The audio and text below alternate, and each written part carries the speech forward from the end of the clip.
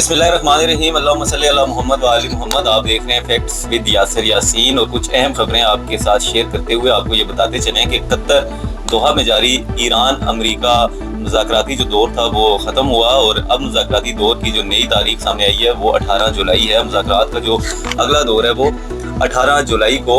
शुरू होगा। और दूसरी जानब ईरान में शहीद सुप्रीम लीडर आयतुल्लाह खामनई की नमाज जनाजा और तदफीन की तैयारियां जो हैं वो जारी हैं। दुनिया भर से 2 करोड़ से ज़ायद अफराद के इस नमाज जनाजा और तदफीन में शिरकत का इम्कान ज़ाहिर किया जा रहा है और ईरानी हुकूमत की जानिब से सिक्योरिटी के सख्त इंतजामात मुकम्मल कर लिए गए हैं। जबकि आपको बताएं कि वफाकी हुकूमत की जानिब से जो रीफाइनेंसिंग करके कर्ज में 23% कमी का जो दावा किया जा रहा था पावर सेक्टर के गर्दिशी कर्जों के हवाले से, आपको बताएं कि पावर सेक्टर के जो गर्दिशी कर्जे थे उनमें तशवीशनाक हद तक इजाफा हो चुका है। 18 माह में जो कर्जा है वो 18 अरब से बढ़कर 240 अरब रुपए तक पहुंच गया है, जो कि नहायत तशवीशनाक है और मीशत पर जो इसके असरात हैं वो काफ़ी मनफी पड़ेंगे। उसके साथ आपको बताएं कि वज़ारत तिजारत ने ईरान के साथ मखसूस बरामदात के लिए 60 रोज़ की जो खसूसी रियायत है वो भी देने का फैसला किया है। और मरियम नवाज साहिबा कहती है कि मुझे अडयाला जेल में 24 घंटे कैद तनाई काटना पड़ी और जिस पर गुजरती है वही जानता है और मेरी चीखें जो हैं वो किसी ने नहीं सुनी और जो बंदा कैद काट रहा होता है वही ये जानता है और मुझे कैद तन्हाई में जाकर महसूस हुआ कि जेल क्या है और कैद क्या है। उसके साथ आज़ाद कश्मीर की जो सियासी सूरत हाल है, जो वहाँ पे एहतजाज जारी है, उससे भी आपको आगाह करते हुए ये बताएं कि गुज़िश्ता रोज़ शौकत नवाज मीर जो जॉइंट अवामी एक्शन कमेटी के मरकजी रहनुमा तस्वर किए जा रहे थे उन्हें गिरफ्तार कर लिया गया था। लेकिन उनकी गिरफ्तारी के बाद अवाम का एक जमे गफीर जो है वो रावलाकोट में धरने में मौजूद है और अपने मुतालबात के हक के लिए बहुत डटा हुआ है। दूसरी तरफ जो मुज़ाकराती कोशिशें थी हुकूमत आज़ाद कश्मीर की जानिब से, तो इस सिलसिले में किसी किस्म की कोई मुस्बत पेशरफ सामने नहीं आई। ना उन्होंने कोई कमेटी तश्कील दी और ना ही हुकूमत आज़ाद कश्मीर की जानिब से इस किस्म की कोई कोशिशें की गई। आज़ाद कश्मीर हुकूमत जो कि पाकिस्तान पीपल्स पार्टी की गवर्नमेंट है वो अभी सिर्फ और सिर्फ उनका सारा फोकस और उनका सारा जो महवे नज़र मामला है वो सिर्फ आज़ाद कश्मीर का आने वाला इलेक्शन है। आपको बताएं कि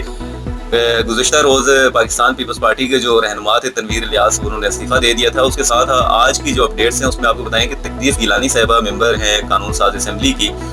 तो वो भी मुस्तफ़ी हो चुकी हैं और ये तमाम काफ़िला जो है ये जाएगा जनाब इस्तेहकाम पाकिस्तान पार्टी की जानिब। और आज़ाद कश्मीर के अंदर आमदा जो हुकूमत है वो लूली और लंगड़ी हुकूमत बनाने की जो तैयारियां हैं वो भी कर ली गई हैं। जैसा कि हालिया दिनों आपने देखा कि इस्तेहकाम पाकिस्तान पार्टी जो गिलगित बल्तिस्तान के इलेक्शन में एक नशिस्त भी हासिल न कर सकी और वहाँ से जीतने वाले 4 आज़ाद उम्मीदवार उस काफ़िले में शामिल हो गए थे। आपको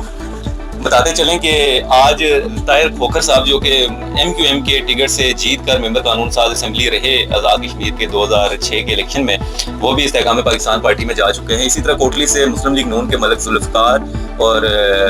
उनके साथ जो हैं जनाब मलिक यूसुफ पीपल्स पार्टी के रहनुमा, वो भी अलीम खान के काफ़िले में शामिल होते हुए उनसे पार्टी का जो झंडा है वो अपने गले में